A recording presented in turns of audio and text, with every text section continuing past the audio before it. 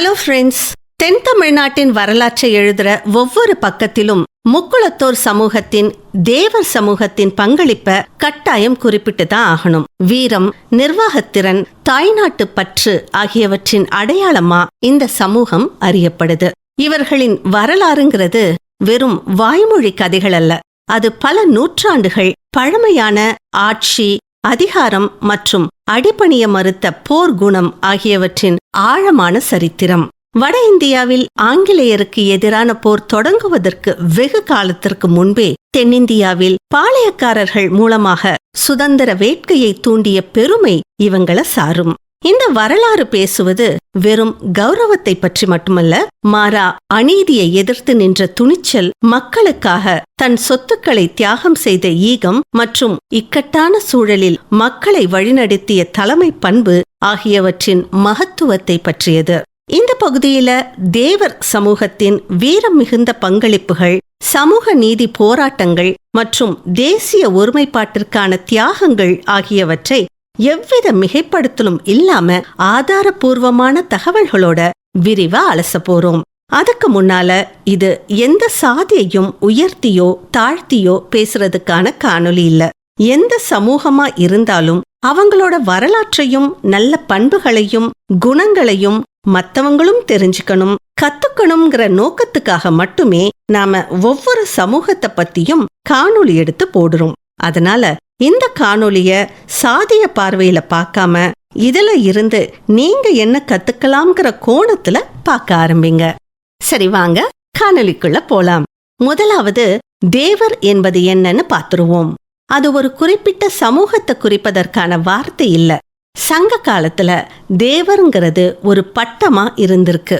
ஆதாரத்துக்கு சொல்லணும்னா சேக்கிழாருக்கு அருள்மொழி தேவர்னு பட்டம் இருந்துச்சு. சீவக சிந்தாமணியை இயற்றிய திருத்தக்க தேவர் ஒரு சமண முனிவர். இப்படி பல சமூகத்தினர் இந்த பட்டத்தை பயன்படுத்தி இருக்காங்க.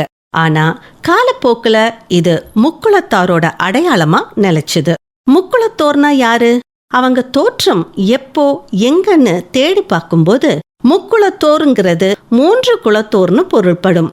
அதாவது அதுக்குள்ள 3 சமூகங்கள் அடங்கும். அவங்கதான் கள்ளர், மறவர், அகமுடையார்.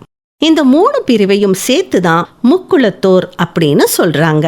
அவங்களோட முதல் தோற்றம் பத்தி பல கதைகள் இருந்தாலும் வரலாற்று ஆய்வாளர்கள் சொல்றது இதுதான். இவங்க மூவேந்தர்களுக்கான சேர, சோழ, பாண்டிய மன்னர்களோட வழித்தோன்றல்கள். அவங்களோட இராணுவத்துல முக்கியமா பங்கு வகிச்சவங்க.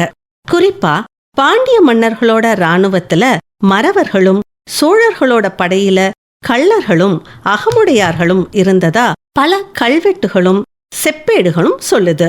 இந்த முக்குளத்தோர்ல இருக்கிற 3 சமூகங்கள்ல கள்ளர் சமூகத்தை பத்தி முதல்ல பாப்போம். கள்ளர், இந்த பேர் எப்படி வந்துச்சு? இந்த பேருக்கு பின்னாடி பல கதைகள், பல பார்வைகள் இருக்கு. பொதுவா நினைக்கிற மாதிரி கள்ளர்னா திருடர்னு அர்த்தம் அல்ல. பழங்காலத்துல போர்க்காலத்துல எதிரி நாட்டோட செல்வங்களையும் ஆடு மாடுகளையும் கவர்ந்துட்டு வரது ஒரு வீர செயலா பார்க்கப்பட்டுச்சு. அதுக்கு களவாடுதல்னு பேரு.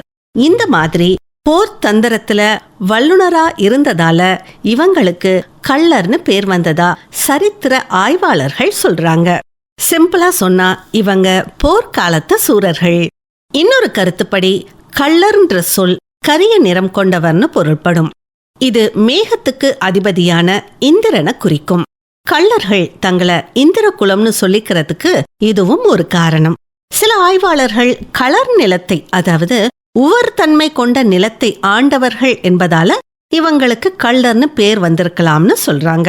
இந்த 3ல இவங்களோட வீரத்தை குறிக்கிற முதல் காரணம்தான் பலராலும் ஏத்துக்கப்படுது. சோழ பேரரசோட ஆணிவேரே கள்ளர்கள் தான் சொன்னா அது மிகையாகாது. ராஜராஜ சோழன், ராஜேந்திர சோழனோட படைகள்ல மிக முக்கிய பொறுப்புகள்ல இருந்தது இவங்கதான். இவங்களோட வீரத்தை பாராட்டி சோழ மன்னர்கள் பல பட்டங்களை கொடுத்திருக்காங்க. உதாரணமா நாடாழ்வார் ஒரு பகுதி ஆள்பவர்னு அர்த்தம். அரையன் அரசன் இல்லனா தலைவன்னு அர்த்தம். விசயரையர் வெற்றி வாகை சூடிய தலைவர்னு அர்த்தம். தென்னவன், பல்லவன் போன்ற பட்டங்கள் கூட இவங்களுக்கு இருந்திருக்கு. சோழர்களுக்கு கீழ் பல கிராமங்களை உள்ளடக்கிய நாடுகளை இவங்க தான் நிர்வாகம் செஞ்சாங்க. வரி வசூல் செய்யறது, சட்டம் ஒழுங்க பாதுகாக்கிறது இவங்களோட வேலை. அதனால இவங்க வெறும் படைவீரர்கள் மட்டுமல்ல, சிறந்த நிர்வாகிகளாவும் இருந்திருக்காங்க. தஞ்சாவூர், திருச்சி, புதுக்கோட்டை, மதுரை மற்றும் சிவகங்கை மாவட்டங்கள் தான் இவங்களோட பூர்வீக நிலங்கள். புதுக்கோட்டைய ஆண்ட தொண்டைமான் மன்னர்கள் கள்ளர் சமூகத்தை சேர்ந்தவங்க தான். கள்ளர் சமூகத்துக்குள்ளேயே அவங்க வாழற இடத்தை வச்சு பல உட்பிரிவுகள் இருக்கு.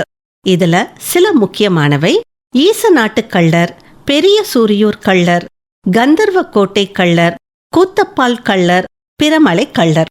இவங்களோட வீர விளையாட்டுகளான சிலம்பம், வாழ்வீச்சு, மல்யுத்தம் மட்டுமில்லாம வளரிங்கிற ஆயுதத்தை பயன்படுத்துறதுல இவங்க கெட்டிக்காரங்க. வளரிங்கிறது ஒரு வகை பூமரங் மாதிரி. குறி தப்பாம எதிரிய தாக்கிட்டு வீசினவங்க கைக்கே திரும்ப வந்துடும்.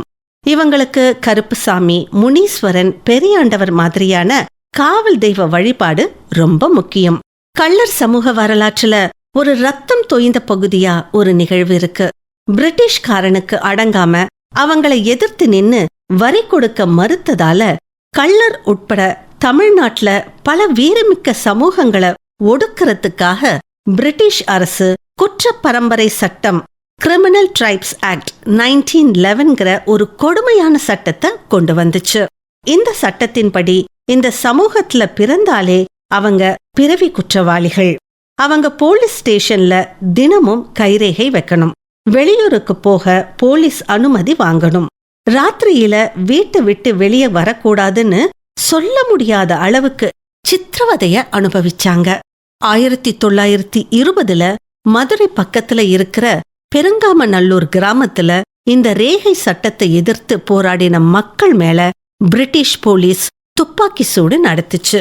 அதுல மாயக்காள்ங்கிற பெண் உள்பட 16 பேர் அந்த இடத்திலேயே சுட்டு கொல்லப்பட்டாங்க. இந்த சம்பவத்தை தென்னிந்தியாவின் ஜாலியன் வாலாபாக்னு சொல்லப்படுது. பசும்பொன் முத்துராமலிங்க தேவர் கடுமையா போராடி இந்த கொடுமையான சட்டத்தை முழுசா நீக்கிறதுக்கு ஒரு முக்கிய காரணமா இருந்தாரு. ஒரு காலத்துல ஆட்சியாளர்களா இருந்து நடுவுல பிரிட்டிஷ்காரனால ஒதுக்கப்பட்டு இன்னைக்கு மறுபடியும் கல்வி, அரசு பணிகள், அரசியல், தொழில்னு எல்லா துறைகள்லயும் முன்னேறி வராங்க. குறிப்பா காவல்துறை, ராணுவம், ஆசிரியர் பணி போன்றவற்றில அதிகமா இருக்காங்க. தமிழக அரசியல்ல டெல்டா மாவட்டங்கள்ல இவங்களோட பங்கு ரொம்ப முக்கியமானது. டி.ஆர். பாலு, எஸ்.எஸ். பழனிமாணிக்கம் போன்ற பல முக்கிய அரசியல் தலைவர்கள் இந்த சமூகத்தை சேர்ந்தவங்க தான். மொத்தத்துல கள்ளர் சமூகத்தோட வரலாறுங்கிறது வீரமும் தியாகமும் வலியும் மீட்சியும் நிறைந்த ஒரு பெரிய சரித்திரம்.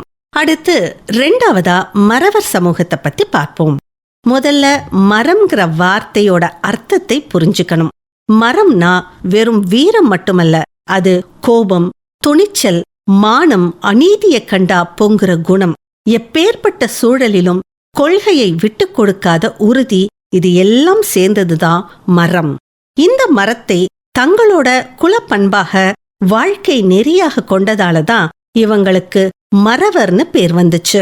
சங்க இலக்கியங்களான புறநானூறு, அகநானூறு, சிலப்பதிகாரம்னு எல்லாத்துலயும் மறவர்களோட வீரமும் தியாகமும் நிறைஞ்சி இருக்கு. மறவர்களை பாலை நிலத்தின் வீரர்களா அகநானூறு காட்டுது.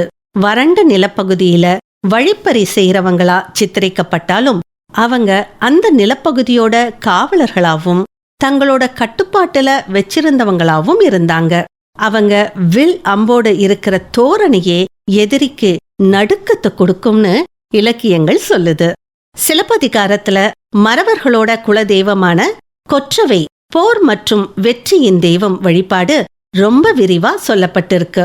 மறவர்கள் போருக்கு போறதுக்கு முன்னாடி கொற்றவைக்கு பலி கொடுத்து பூஜை செஞ்சுட்டு தான் போவாங்க. இது அவங்களோட வீரத்தோடு சேர்ந்த ஆன்மீக பண்பையும் காட்டுது.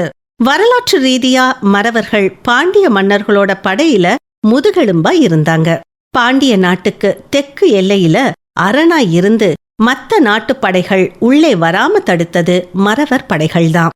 அதனாலேயே பாண்டிய மன்னர்கள் இவங்களுக்கு அதிகம் முக்கியத்துவம் கொடுத்தாங்க. ராமநாதபுரம் சீமையை ஆண்ட சேதுபதி மன்னர்கள் மறவர் சமூகத்தை சேர்ந்தவங்க. சேதுபதின்ற பட்டத்துக்கு ராமேஸ்வரன் தீவையும் சேது பாலத்தையும் காப்பவர்கள்னு அர்த்தம். இவங்க தனி அரசாங்கமே நடத்தினாங்க. பிரிட்டிஷ்காரனை எதிர்த்து முதல்ல போர்க்கொடி தூக்கின பல பாளையக்காரர்கள் மறவர்களே. பூலித்தேவன் இதுக்கு சிறந்த உதாரணம். இவரோட வீரமும் போர் தந்திரமும் பிரிட்டிஷ் படையையே திணறடிச்சுது. இவங்களுக்குள்ளேயும் பல உட்பிரிவுகள் உண்டு. அதுல சில கொண்டையால் கோட்டை மறவர், செம்பி நாட்டு மறவர், அப்பனூர் நாட்டு மறவர். இன்னைக்கும் ராமநாதபுரம், சிவகங்கை, திருநெல்வேலி, தூத்துக்குடி மாவட்டங்கள்ல இவங்க அதிகமா வாழறாங்க. அவங்களோட பாரம்பரியமா வீர மரபுப்படி இன்னைக்கும் இந்திய ராணுவத்திலையும் காவல்துறையிலும் அதிக அளவு சேவை செஞ்சுட்டு வராங்க. தெக்கத்தி அரசியல்ல இவங்களோட செல்வாக்கு இன்னைக்கும் தவிர்க்க முடியாதது. மொத்தத்துல இலக்கிய காலம் முதல் இன்று வரை வீரம், மானம், ராஜ விசுவாசம் இந்த வார்த்தைகளுக்கு மறுபெயரா இருக்கிறது மறவர் சமூகத்தோட வரலாறு. முக்குளத்தோரின் இரண்டாவது தூணா மறவர்களின் வரலாற்ற ஆழமா பார்த்தோம். அடுத்ததா இந்த சமூகத்தின் மூன்றாவது முக்கிய பிரிவான அகமுடையார் சமூகத்தோட வரலாற்ற அலசிட்டா முக்குளத்தாரோடைய வரலாறு முழுமையாகும். இந்த பேரிலேயே இவங்களோட வரலாற்று பணி அடங்கியிருக்கு. அகம் பிளஸ் உடையார், அகமுடையார். இதுல அகம்ன்ற சொல்லுக்கு பல அர்த்தங்கள் இருக்கு. அகம்னா கோட்டை, அரண்மனை. இதுதான் மிக முக்கியமான அர்த்தம். அரசனுடைய அரண்மனையையும் கோட்டையிலும் இருக்கிற கருவூலம், ஆவணங்கள் போன்ற முக்கியமான பகுதிகளை பாதுகாக்கும் பொறுப்புல இருந்தவங்க. சிம்பிளா சொன்னா ராஜாவோட நம்பிக்கைக்கு பாத்திரமான உட்புற காவலர்கள். இதனால இவங்களுக்கு அகம்படையார்ங்கிற பெயரும் இருக்கு. அகம்னா நிலம். காலப்போக்குல இவங்களுக்கு பரிசாவும் மானியமாவும் கொடுக்கப்பட்ட நிலங்களுக்கு இவங்க உரிமையாளர்கள் ஆனாங்க. அதனால நிலத்தை உடையவர்ன்ற அர்த்தத்திலையும் அகமுடையார்ங்கிற பெயர் வந்துச்சு. அகம்னா உள்ளம், இல்லன்னா அறிவு. இவங்க நிர்வாக பொறுப்புகள்ல இருந்ததால அறிவாலும் சாதுரியத்தாலும் செயல்பட்டாங்க. அதனால அறிவுல உள்ளத்தை உடையவர்னும் ஒரு பொருள் சொல்லப்படுது. இந்த மூணுமே இவங்களோட வரலாற்று பங்களிப்புக்கு பொருத்தமான விளக்கங்கள் தான். இவங்களோட வரலாற்ற வெறும் கதைகளா பார்க்காம கல்வெட்டுகளும் செப்பேடுகளும் என்ன சொல்லுதுன்னு பார்ப்போம். சோழர்கள் மற்றும் பாண்டியர்கள் காலத்து கல்வெட்டுகள்ல அகம்படையார் மற்றும் அகம்படை முதலியாருங்கிற பெயர்கள் பரவலா காணப்படுது. இந்த கல்வெட்டுகள்ல அகம்படையர்கள் அரசனின் மெய்காப்பாளர்களாக, கோயில் நிர்வாகிகளாக, அரசரின் ஆணைகளை நிறைவேற்றும் அதிகாரிகளாயும் வரி வசூலிப்பவர்களாவும் இருந்ததா சான்றுகள் ஏராளமா இருக்கு. உதாரணத்துக்கு முதலாம் ராஜராஜ சோழன் காலத்து கல்வெட்டுகள் அவருடைய அகம்படைய படைகள் பத்தி குறிப்பிடுது. இது அவங்க சோழ பேரரசுல எவ்வளவு முக்கியமான இடத்துல இருந்தாங்கன்னு காட்டுது. இடைக்கால இலக்கியங்கள்லையும் உரை நூல்கள்லையும் அகம்படையினர் பத்தின குறிப்புகள் இருக்கு. அவங்க அரசனுக்கு மிக நெருக்கமான சேவகர்களாவும் ஆலோசகர்களாவும் இருந்ததற்கான குறிப்புகள் இருக்கு. அகமுடையார் சமூகத்தோட மிக முக்கியமான பட்டம் சேர்வை. சேவைங்கிற சொல்ல இருந்து வந்ததுதான் சேர்வை. அரசனுக்கும் நாட்டுக்கும் சேவை செஞ்ச தலைவர்கள் அப்படிங்கறதுனால இவங்களுக்கு இந்த பட்டம் வந்துச்சு. படை தலைவர்களையும் சேர்வைன்னு சொல்றது வழக்கம். மருது பாண்டியர்களோட பட்டப்பெயரே சேர்வைக்காரர்கள்தான். இவங்க வாழற இடத்தை பொறுத்து பிள்ளை, உடையார், முதலியார் போன்ற பட்டங்களையும் பயன்படுத்துறாங்க. தமிழ்ல ஒரு பிரபலமான பழமொழி இருக்கு. கள்ளர் மறவர் கனத்ததோர், அகமுடையார் மெல்ல மெல்ல வந்து வெள்ளாளர் ஆனார். அதாவது இது ஒரு சமூக படிநிலைய காட்டுது. கள்ளரும் மறவரும் போர் தொழில்ல தீவிரமா இருந்தப்போ அவங்களோட ஒரு பிரிவான அகமுடையார்கள் நிர்வாகம் மற்றும் நில உரிமையாளர்களா மாறினாங்க.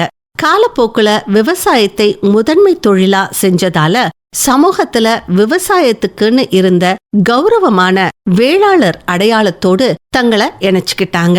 இதனாலதான் தஞ்சை டெல்டா பகுதிகள்ல அகமுடையார்கள் பெரிய நிலக்கிழார்களா இருக்கிறத பார்க்க முடியும். அகமுடையார் சமூகத்துல வீரத்துக்கும் நிர்வாக திறமைக்கும் உச்சபட்ச உதாரணம்னா அது பெரிய மருது, சின்ன மருது, அப்படிங்கிற மருது சகோதரர்கள் தான். வேலு நாச்சியாருக்கு பிறகு சிவகங்கை சீமையை ஆண்ட இவங்க வெறும் வீரர்கள் மட்டுமில்ல, மிகச்சிறந்த நிர்வாகிகள். பல ஏரி குளங்கள்ல வெட்டி விவசாயத்தை பெருக்கினாங்க. காளையார் கோவில் கோபுரத்தை கட்டி முடிச்சது இவங்கதான். பிரிட்டிஷ்காரங்களை எதிர்த்து தென்னிந்திய பாளையக்காரர்களை ஒன்னு சேர்த்ததுல சின்ன மருதுவோட பங்கு அளப்பரியது. 1801 இவங்க வெளியிட்ட ஜம்புதீவு பிரகடனம் தான் வெள்ளையருக்கு எதிரான முதல் சுதந்திர போராட்ட அறைகூவல். கடைசியில பிரிட்டிஷ்காரங்களால திருப்பத்தூர்ல தூக்கிலிடப்பட்டாலும் அவங்களோட வீரமும் தியாகமும் இன்னைக்கும் தமிழ்நாட்டு வரலாற்றுல ஜொலிக்குது.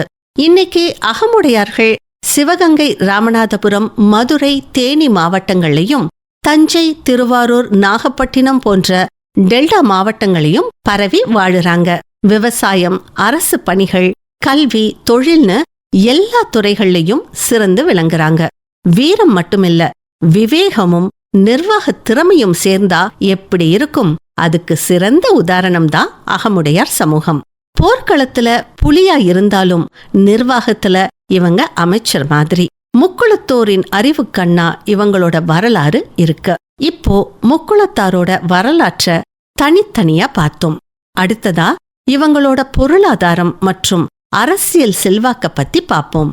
முக்குளத்தோர் சனங்களோட காசு, பணம் ஒரு கோணத்துல இல்ல, பரம்பரை தொழிலான விவசாயத்தை தாண்டி இப்பெல்லாம் புதுசா எல்லாத்துலயும் முன்னேறி நிக்கிறாங்க. நம்ம மதுரை, தேனி, ராமநாதபுரம், சிவகங்கை, விருதுநகர்னு தென் தமிழ்நாட்டுல பல மாவட்டங்கள்ல முக்குளத்தோர் ஆட்கள் கையில நிறைய புஞ்சை, நஞ்சை நிலங்கள் இருக்கு. இப்பவும் இவங்களுக்கு விவசாயம்தான் முக்கிய தொழில்.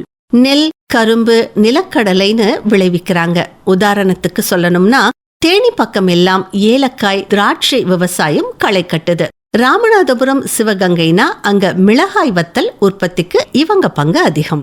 நம்ம பசங்க மத்தியில ஆர்மில, போலீஸ்ல சேர்றது ஒரு கௌரவமான விஷயமா இருக்கு. குறிப்பா தென் மாவட்டத்துல இருந்து இந்திய ராணுவத்துக்கு போறவங்க நிறைய பேரு. சிங்கப்பூர், மலேசியா, துபாய், சவுதின்னு வளைகுடா நாடுகளுக்கு வேலைக்கு போற ஆட்களும் அதிகம்.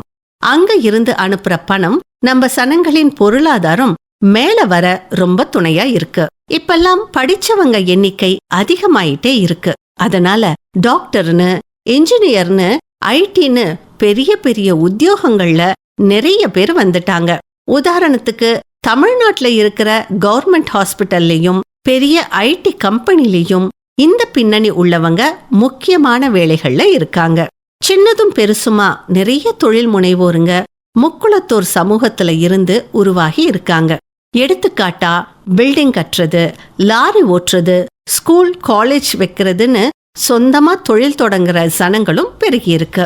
முக்குளத்தோர் சமூகம் தமிழ்நாட்டு அரசியல்ல, குறிப்பா தென் மாவட்ட அரசியல்ல ஒரு பெரிய ஓட்டு வங்கியா இருக்கிறத யாருமே மறுக்க முடியாது.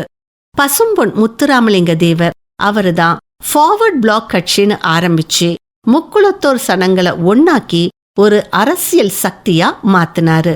இன்றைக்கும் அவரோட தேவர் ஜெயந்தி விழா தென் மாவட்ட அரசியலோட பலத்தை உலகத்துக்கு காட்டும். திராவிட கட்சிகளான டிஎம்கே, ஏடிஎம்கே முக்குளத்தோர் சனங்களுக்கு முக்கிய பதவியும் தொகுதியும் கொடுக்கறத வழக்கமா வச்சிருக்காங்க. இவங்களோட ஓட்டு இல்லாம தென் மாவட்ட தேர்தல்கள்ல ஜெயிக்கிறது கஷ்டமான விஷயம். இந்த முக்குளத்தோர் சமூகத்தை சேர்ந்த முக்கியமான அரசியல் தலைவர்கள் யாருன்னு பார்க்கும்போது, தேனி மாவட்டத்தை சேர்ந்த முன்னாள் முதலமைச்சரா ஓ பன்னீர்செல்வம் அவர்கள் பல வருஷமா ஏடிஎம்கேவில முக்கியமான தலைவரா இருந்திருக்காரு. டிடிவி தினகரன் ஏஎம்எம்கேன்னு கட்சி ஆரம்பிச்சு தென் மாவட்ட அரசியல்ல இன்னும் பவர் உள்ள ஆளா வலம் வந்துட்டு இருக்காரு. ராமநாதபுரம், சிவகங்கை, தேனி, மதுரை, விருதுநகர்னு முக்குளத்தோர் சமூகம் அதிகமா இருக்கிற நாடாளுமன்ற, சட்டமன்ற தொகுதிகளோட வெற்றியை தீர்மானிக்கிறதே இந்த சனங்களோட ஓட்டுதான். தென் மாவட்டங்கள்ல இருக்கிற மத்த சாதி குழுக்களோட ஓட்டையும் கணக்குல வச்சு எல்லாருக்கும் சமமா பிரதிநிதித்துவம் கொடுக்கிறது தான் கட்சிகளோட முக்கியமான அரசியல் வியூகம். சுருக்கமா சொல்லணும்னா, முக்குளத்தோர் சமூகம் பாரம்பரியமான விவசாய பின்னணிய கொண்டிருந்தாலும் இப்ப இருக்கிற தலைமுறை படிப்புலையும் தொழிலையும் முன்னேறிட்டாங்க. தமிழ்நாட்டு அரசியல்ல இவங்க ஒரு திடமான ஓட்டு வங்கியா இப்பவும் நிக்கிறாங்க. சரி, இனி இந்த 3 சமூகங்களும் சேர்ந்து தேசிய ஒருமைப்பாட்டுக்கா, குறிப்பா பசும்பன் முத்துராமலிங்க தேவர் மூலம் செய்த தியாகங்கள் மற்றும் சமூக நீதிக்கான போராட்டங்களை இனி அலசுவோம். இந்திய சுதந்திர போராட்டத்துல தேவர் சமூகத்தோட பங்களிப்பு அளப்பரியது. பிரிட்டிஷ்காரனை எதிர்த்து முதல்ல குரல் கொடுத்தது இவங்கதான். தேவர் சமூகத்தோட இந்த வீர பரம்பரைன்ற பட்டம் சும்மா கிடைச்சதில்ல. ஆங்கிலேயனை எதிர்த்து 1857 நடந்த வடநாட்டு சிப்பாய் கழகத்துக்கு முன்னாடியே, கிட்டத்தட்ட 100 வருஷத்துக்கு முன்னாடியே தென்னாட்டுல புரட்சி வெடிச்சதுக்கு முக்கிய காரணமா இருந்தது இவங்கதான். முதல் சுதந்திர போராட்ட வீரர் பூலித்தேவன் 1715 1767. இந்திய சுதந்திர போராட்டத்தின் முன்னோடின்னு இவரை சும்மா சொல்லல. வடக்கே சண்டை நடக்கிறதுக்கு ஒரு 100 வருஷம் முன்னாடியே, அதாவது 1755 கிழக்கிந்திய கம்பெனியோட தளபதி கேப்டன் ஹெரான் படையை நெற்கட்டும் சேவல்ல வச்சு துரத்தி அடிச்ச மா வீரன் நம்ம பூலித்தேவன். கப்பம் கட்ட மாட்டேன்னு வெள்ளையனுக்கு எதிரா முதலா சவால் விட்டது இவருதான். அந்த காலத்துல வீரப்போர் செஞ்சாலும் ஒருபோதும் வெள்ளையனுக்கு அடங்கி போக மாட்டேன்னு சபதம் எடுத்தவர். அவர் தன்னோட பாளையத்துல இருந்த மலைகள், காடுகள்னு எல்லாத்தையும் பயன்படுத்தி போரிட்டார். இத வெள்ளையனே பார்த்து மிரண்டான். ஆங்கிலேயன் கூட சண்டையிட்ட முதல் இந்திய மன்னரும் இவருதான். தென்னாட்டின் முடிசூடா மன்னர்கள் மருது பாண்டியர்கள், சிவகங்கையோட ராணி வேலு நாச்சியாருக்கு தளபதியா இருந்து அப்புறம் நாட்டை ஆண்ட இந்த சகோதரர்கள் வெள்ளையனை எதிர்த்து பல போர்கள் செஞ்சாங்க. இவங்க ஆட்சி செஞ்ச காலத்துல ஆங்கிலேயருக்கு கடுமையான நெருக்குதல் இருந்துச்சு. 1801 ஜூன் மாதம் 16 ஜம்புத்தீவு பிரகடனம். இதுதான் இவங்களோட வீரத்துக்கு உச்சம். திருச்சி திருவரங்கம் கோயில்ல ஒட்டுமொத்த இந்தியாவையே சுதந்திர நாடா அறிவிச்சு ஒரு பிரகடனத்தை வெளியிட்டாங்க. இந்தியாவோட முதல் சுதந்திர பிரகடனம் இதுதான்னு வரலாற்று ஆய்வாளர்கள் சொல்றாங்க. இந்த கிளர்ச்சி தான் பின்னாடி நடந்த எல்லா புரட்சிக்கும் ஒரு விதைய போட்டுது. கடைசியா 1801 திருப்பத்தூர் கோட்டையில இவங்க தூக்கிலிடப்பட்டாலும் அவங்க விதைச்ச சுதந்திர வேட்கை அணிஞ்சு போகல. இவங்க வீரம் இன்னைக்கும் தென் மாவட்டங்கள்ல ஒரு காவியமா பேசப்படுது. இக்காலத்தின் ஆளுமை பசும்பொன் முத்துராமலிங்க தேவர் 1908 1963. இவர் வெறும் அரசியல் தலைவரா மட்டுமில்ல, ஆன்மீகவாதி, தேசியவாதி, விவசாய தலைவர், சமூக சீர்திருத்தவாதி, இப்படி பல முகம் கொண்ட தலைவரா திகழ்ந்தாரு. ஆங்கிலேயன் கொண்டு வந்த கொடூரமான குற்ற பரம்பரை சட்டம் கிரிமினல் ட்ரைப்ஸ் ஆக்டுக்கு எதிரா மக்களை ஒன்னு திரட்டி கிட்டத்தட்ட 20 வருஷம் தீவிரமா போராடி அந்த சட்டத்தை திரும்ப பெற வச்சாரு. இது தேவர் சமூகத்துக்கு மட்டுமில்ல, அந்த சட்டத்தால பாதிக்கப்பட்ட எல்லா சமூகங்களுக்கும் இவர் செஞ்சது மிகப்பெரிய சமூக நீதி புரட்சி. தாழ்த்தப்பட்ட மக்களை மதுரை மீனாட்சி அம்மன் கோயிலுக்குள்ள கூட்டிட்டு போனது, கோயில் நுழைவு போராட்டத்தை முன்னின்று நடத்தியதுன்னு இவரோட சமூக நீதி பணி அளப்பரியது. சுதந்திர போராட்ட வீரர் நேதாஜி சுபாஷ் சந்திரபோஸுக்கு தென்னிந்தியாவுல வலது கரமா இருந்தவர் தேவர் பசும்பொன் முத்துராமலிங்க ஐயாதான். இவங்க மட்டும் இல்ல, இந்த வீர பரம்பரையில இருந்து நாட்டுக்காக போராடினவங்க ஏராளம். வெள்ளையத்தேவன் இவர் வீரபாண்டிய கட்டபொம்மனுக்கு தளபதியா இருந்து கடைசி வரைக்கும் கட்டபொம்மனுக்கு உற்ற துணையா இருந்தவரு. வாளுக்கு வேலி அம்பலம் இவர் மதுரை பகுதியில சுதந்திர போராட்டத்துல ஈடுபட்டு பிரிட்டிஷ் அரசால் ஆயுள் தண்டனை பெற்று பல வருஷம் அந்தமான் சிறையில, செல்லுலார் ஜெயில்னு சொல்லுவாங்க, அங்க அடைக்கப்பட்டிருந்தாரு. வெண்ணிக்காலடி இவரு பூலித்தேவனுக்கு தளபதியா இருந்து நாட்டுக்காக தன் இன்னுயிரை நீத்தவர். இப்படி போராட்டம், வீரம், தியாகம், சமூக நீதின்னு எல்லா பக்கமும் இவங்களோட பங்கு இருக்கு. இதுல சிறப்பே ஆண்கள் எந்த அளவுக்கு போர், வீரம், தியாகம், சமூக நீதி, நிர்வாகம்னு சிறந்து விளங்கினாங்களோ அதே அளவுக்கு கொஞ்சமும் குறையாம பெண்களும் சமமா சிறந்து விளங்கினாங்க. முக்குளத்தூர் சமூகத்துல பெண்களை நாச்சியார்னு சொல்லுவாங்க. இது அவங்க கிட்ட இருந்த நிலம், நிர்வாகம், வீரம் எல்லாத்தையும் குறிக்கும். சில வரலாற்று புகழ்பெற்ற பெண் வீராங்கனைகளை பார்ப்போம். ராணி வேலு நாச்சியார் 1730 1796. தென்னாட்டு ஜான்சி ராணி. இவங்க ராமநாதபுரம் சமஸ்தான மன்னர் செல்லமுத்து விஜய ரகுநாத சேதுபதியோட பொண்ணு. சிவகங்கை மன்னர் முத்து வடுகநாதர் தேவரை கல்யாணம் பண்ணி சிவகங்கையோட ராணி ஆனாங்க. 1772 வெள்ளைக்காரனும் ஆற்காடு நவாபும் சேர்ந்து சிவகங்கையோட காளையார் கோயில் கோட்டையை தாக்கி மன்னர் முத்து வடுகநாத தேவரை கொன்னுட்டாங்க. புருஷனை இழந்த துக்கத்திலையும் அந்த வெள்ளையன் கிட்ட நாட்டை தொலைச்சிடக் கூடாதுன்னு சவால் விட்டவங்க இந்த வேலு நாச்சியார்.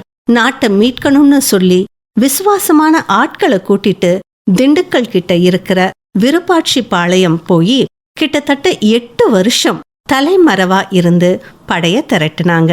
இந்தியாவிலேயே முதலா வெள்ளைக்காரனை எதிர்த்து சண்டை போட்டு இழந்த ராஜ்யத்தை மீட்டு எடுத்த ஒரு பெண் அரசி இவங்கதான். ஹைதர் அலி கிட்டையும் உதவி வாங்கி நம்ம மருது சகோதரர்கள் துணையோட 1780 சிவகங்கைய மீட்டு எடுத்தாங்க. இவங்க நம்ம மறவர் சமூகத்தை சேர்ந்தவங்க. இன்னைக்கும் இவங்கள தென்னாட்டு ஜான்சி ராணின்னு சொல்றாங்க. குயிலி இந்தியாவோட முதல் பெண் தற்கொலை படை வீராங்கனை. குயிலி வேலு நாச்சியாரோட படையில இருந்த விசுவாசமான வீராங்கனை. இவங்க உடையாள்னு சொல்ற மறவர் இனத்தை சேர்ந்தவங்க. சிவகங்கையை மீட்கணும்னா வெள்ளைக்காரன் எல்லா ஆயுதத்தையும் சேர்த்து வச்சிருந்த வெடிமருந்து கிடங்க தகர்க்கணும்னு முடிவு பண்ணாங்க. 1780 ஆங்கிலேயரை எதிர்த்து போரிடும்போது ஆங்கிலேயரோட நவீன ஆயுதங்கள் நாச்சியாருக்கும் அவர்களின் படைக்கும் பெரிய சவாலா இருந்திருக்கு. சிவகங்கை கோட்டைக்குள் சாதாரண பெண் வேடமிட்டு நுழைஞ்ச வேலு நாச்சியார், குயிலி மற்றும் அவங்களோட உடையாள் படை ஆங்கிலேயரை எதிர்த்து போர் புரிய ஆரம்பிச்சாங்க. நிலா முற்றத்துல குவிச்சு வைக்கப்பட்டு இருந்த ஆங்கிலேயரோட ஆயுதங்களை மொத்தமா அழிக்க நினைச்ச குயிலி கொஞ்சமும் தயங்காம தன்னோட உடம்புல முழுக்க எண்ணெய ஊத்திக்கிட்டு தீ வச்சுக்கிட்டு அந்த ஆயுத கிடங்குக்குள்ள குதிச்சு அதை தகர்த்துட்டாங்க. இந்திய வரலாற்றுல முதலா தற்கொலை படை தாக்குதல், சூசைட் அட்டாக் நடத்தின பொம்பளை பிள்ளை இவங்கதான். தில்லையாடி வள்ளியம்மை தென்னாப்பிரிக்காவில வாழ்ந்த இந்தியர்களின் உரிமைக்கான போராட்டத்துல ஈடுபட்டு தன்னோட 16 வயசுல உயிர் நீத்த தமிழ் போராளிதான் தில்லையாடி வள்ளியம்மை. இவங்க ஆரம்ப காலத்துல காந்திஜியோட சேர்ந்து அறப்போராட்டங்கள்ல கலந்துக்கிட்டு அப்புறம் அந்த நாட்டோட இன ஒதுக்கல் அரசுக்கு எதிரா போராடினாங்க. வள்ளியம்மையோட இறப்பு காந்திஜிக்கு அவரோட சகோதரி இறந்ததை காட்டிலும் பேரிடியா இருந்ததுன்னு மனம் வருந்தி சொல்லியிருக்காரு. அந்த அளவுக்கு மன வலிமை, நம்பிக்கை கொண்டவங்களா வள்ளியம்மை திகழ்ந்தாங்க. இந்த முக்குளத்தூர் சமூகத்துல இருக்கிறவங்களுக்கு ஆண் வாரிசு இல்லைன்னா நாட்டையே பாளையத்தையே ஆளுற அதிகாரத்தை பெண்களுக்கு வழங்கினாங்க. நிறைய பாளையத்தோட நிர்வாகத்தை காப்பாத்துனதுல நாச்சியார்களோட பங்கு ரொம்பவே முக்கியம். இந்த சான்றுகள் எல்லாமே முக்குளத்தூர் சமூகத்துல ஆண்களுக்கு சமமான வீரமும் தியாகமும் நம்ம பெண்களுக்கும் இருந்துச்சுன்னு ஆணித்தரமா அடிச்சு சொல்லுது. காணொலியோட இறுதி கட்டத்துக்கு வந்தாச்சு. நாம பார்த்த இந்த முக்குளத்தூர் வரலாறு வெறும் வீரம் சேர்ந்த கதை மட்டும் இல்ல. இது எந்த சூழல்லையும் பின்வாங்காம போராடணும்னு சொல்லித்தர ஒரு தன்னம்பிக்கை பாடம். பூலித்தேவன் கப்பம் கட்ட மாட்டேன்னு வெள்ளைக்காரனுக்கு எதிரா முதல்ல முழக்கமிட்டது வெறும் வீரம் இல்ல, அது அநீதிக்கு அடிப்பணியாத நேர்மை. நம்ம வாழ்க்கையில எவ்வளவு பெரிய அழுத்தம் வந்தாலும் தர்மம் எதுன்னு தெரிஞ்சு நிமிர்ந்து நிக்கணும். நமக்கு சரின்னு பட்ட கொள்கைக்காக இறுதி வரைக்கும் போராடுற அந்த நெஞ்சுரம் நமக்கு வேணும். வேலை பார்க்கிற இடத்துல, பொது வாழ்க்கையில தவறான விஷயங்கள் நடக்கும் பொழுது தனியா நின்னாலும் சரியா நிக்க தயங்காதீங்க. குயிலி தன்னோட உடைய தீயில் இட்டது வெறும் உணர்ச்சி இல்ல, அது தேச விடுதலைக்காக தன் உயிரையே பொருட்படுத்தாத உயர்ந்த தியாகம். பசும்பொன் தேவர் அவர்கள் ஒடுக்கப்பட்ட சமூகங்களுக்காக தன் வாழ்க்கையையே அர்ப்பணிச்சு கொடுமையான ஒரு சட்டத்தை நீக்க போராடினாரு. நமக்காக மட்டுமில்லாம சமூகத்துக்காகவும் அடுத்த தலைமுறைக்காகவும் சின்ன சின்ன தியாகங்கள், உதவிகள் செய்ய பழகணும். ஒரு நல்ல லட்சியத்துக்காக சுக துக்கங்களை புறக்கணிக்கிற மனப்பான்மைதான் இந்த சமூகத்தை முன்னோக்கி நகர்த்தும். அகமுடையார் சமூகம் அரண்மனையில நிர்வாக பொறுப்புகள்ல இருந்தாங்க. மருது பாண்டியர் வெறுமனே சண்டையிட மட்டும் இல்லாம ஏரி குளம் வெட்டி நாட்டை நிர்வாகம் செஞ்சாங்க. கள்ளர்கள் வெறும் போர் வீரர்கள் மட்டுமில்ல, சோழர் காலத்துல நாட்டோட நிர்வாக தலைவர்களாவும் இருந்தாங்க. வீரம்னா சண்டை போடுறது மட்டுமில்ல, அறிவு கூர்மையோட திட்டமிட்டு நிர்வாக திறமையோட ஒரு இலக்க அடையறதுதான் உண்மையான வீரம்.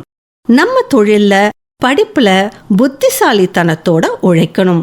ராணி வேலு நாச்சியார் கணவர் இறந்த பிறகும் நாட்டை பறிகொடுக்காம 8 வருஷம் தலைமறைவா இருந்து படை திரட்டி எதிரியை வீழ்த்தி ராஜ்யத்தை மீட்டெடுத்தாங்க. பெண் சக்திக்கு எல்லையே இல்ல. பெண்கள் தங்களோட வீரம், அறிவு மற்றும் தலைமை பண்பு மூலமா குடும்பத்தையும் சமூகத்தையும் எந்த உச்சத்துக்கு வேணும்னாலும் கொண்டு போக முடியும். பெண்களின் திறமைய அங்கீகரிச்சு அவங்களுக்கு துணையா நிக்கணும். குற்ற பரம்பரை சட்டம்னு பிரிட்டிஷ்காரன் நம்ம ஆட்களை வேட்டையாடினா, ஆனா அவங்க முற்றிலும் அழிஞ்சு போகல.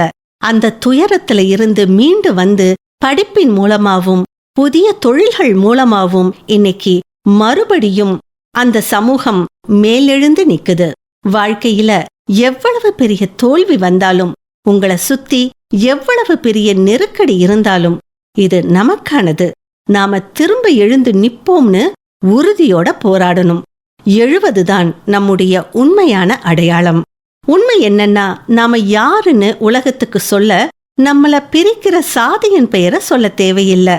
மாறா நம்மளோட முன்னோர்கள் உயிர் மூச்சா கடைபிடிச்ச மானம், நீதி, தியாகம், தலைமை குணம் ஆகிய இந்த பண்புகள் தான் நம்மளோட நிரந்தரமான அடையாளச்சீட்டு. ஒரு காலத்துல இந்த மண்ணுக்காக வாழ் ஏந்திய நம்மளோட முன்னோர் வழியில வந்த நாம இனி புத்தகத்தையும் பேனாவையும் லேப்டாப்பையும் வலிமையா ஏந்தணும்.